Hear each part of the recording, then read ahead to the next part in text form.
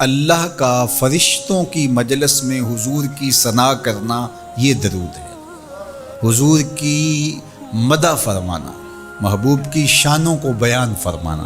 یہ صحیح بخاری میں صلاۃ کا ترجمہ حضرت ابو العالیہ رضی اللہ تعالی عنہ سے کیا گیا ہے۔ تو پھر درود کا مفہوم بہت وسیع ہے، حضور کی مدح و توصیف، حضور کے حسن کا بیان، حضور کے خصائل کا عنوان، آقا کریم کے شمائل کا تذکرہ، حضور علیہ السلام کے فضائل کی باتیں، حضور کی عظمتوں کا عنوان، یہ سب کچھ درود کے زمرے میں آتا ہے۔ اور پھر ساتھ صیغہ بھی درود کا ہو اور اس میں شانیں بھی حضور کی ہوں، جس طرح درود تاج میں ہے، تو اس میں حضور پر درود بھی بھیجا گیا اور ساتھ حضور کی عظمتوں کو بھی بیان کیا گیا۔ تو یہ ایک خوبصورت گلدستہ بن گیا۔ درود شریف کے جو مفاہیم بیان کیے گئے ہیں، ان سب مفاہیم کو یہ اپنے جلو میں لیے ہوئے ہے یہ درود۔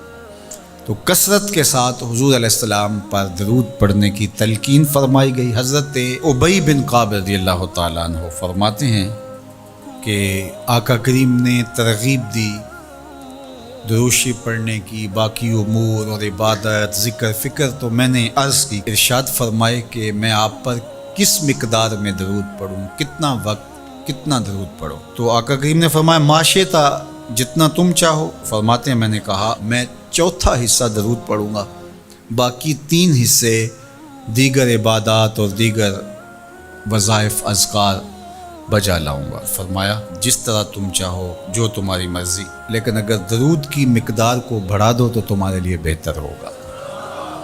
تو میں نے کہا النصفہ، میں آدھا وقت درود پڑھا کروں گا اور باقی چیزیں باقی آدھے وقت میں کروں گا۔ فرمایا جس طرح تم چاہو، لیکن اگر درود کی مقدار کو بڑھا دو تو تمہارے لیے بہتر ہوگا۔ میں نے کہا کہ حضور میں 2 حصے درود پڑھوں گا اور 1 حصہ باقی وظائف اوراد بجا لاؤں گا۔ فرمایا جیسے تمہارا دل چاہے، لیکن اگر تم درود کی مقدار کو بڑھا دو تو تمہارے لیے بہتر ہوگا۔ فرماتے ہیں میں نے کہا حضور میں پڑھوں گا ہی درود، سارا وقت میں آپ پہ درود ہی پڑھتا رہوں گا۔ فرمایا پھر تمہارے سارے دکھ، تکلیف، اذیتیں، پریشانیاں، اس کے لیے یہ درود کفایت کرے گا اور تمہارے گناہوں کی مغفرت فرما دی جائے گی۔ تمہاری پریشانیاں، تمہاری اذیتیں، تمہارے دکھ، دور موجود میں لفظ بولا جاتا ہے ٹینشن، تمہاری ساری ٹینشن، تمہارے سارے معاملات حیات کی بے ترتیبیاں، پریشانیاں، دکھ، اذیتیں، سب کچھ ختم ہو جائے گا۔ درود سب دردوں کا مداوع ہو جائے گا، سب دکھوں کا علاج ہو جائے گا، سب پریشانیوں کا حل ہوگا، سب مصیبتوں کا مداوع بن جائے گا، اور ساتھ ساتھ تمہارے گناہ بھی بخش دیے جائیں گے۔ تو درود جتنی کثرت کے ساتھ پڑھا جائے، اللہ کی اتنی ہی رحمتیں نازل ہوتی ہیں۔ تو باقی وظیفے، باقی اوراد، وہ بھی فضل و شرف والے ہیں، لیکن حضور نے فرمایا کہ پھر تمہارے لیے درود ہی کافی ہو جائے گا۔ اللہ اکبر۔ فرمایا جو میرے اوپر 1 مرتبہ درود بھیجتا ہے، اللہ اس پر 10 رحمتوں کا نزول فرماتا ہے۔ اور ایک حدیث میں آیا جو 1 مرتبہ میرے اوپر درود بھیجتا ہے، اللہ اس کے 10 گناہ معاف کرتا ہے، 10 درجے بلند کرتا ہے اور 10 رحمتوں کا نزول فرماتا ہے۔ تو درود پڑھا حضور پہ کام اپنا بن رہا ہے۔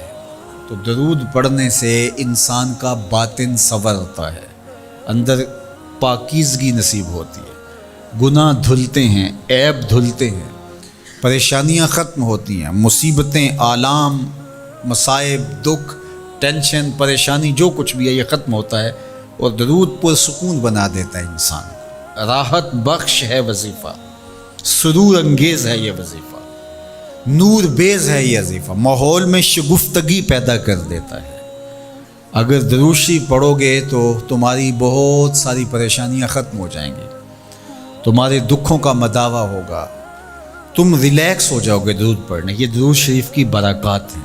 1 مرتبہ درود پڑھنے سے 10 رحمتیں نازل ہوتی ہیں، اور جو بار بار حضور پہ درود پڑھتا ہے تو بتاؤ کہ کتنا بڑا ذخیرہ رحمتوں کا اس کے اطراف میں پھیل گیا۔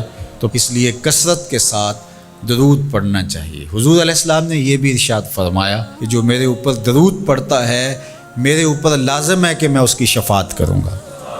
شفاعت رسول کے حصول کا ذریعہ درود بنتا ہے، چونکہ ہمارا آسرا ہی حضور کی شفاعت ہے۔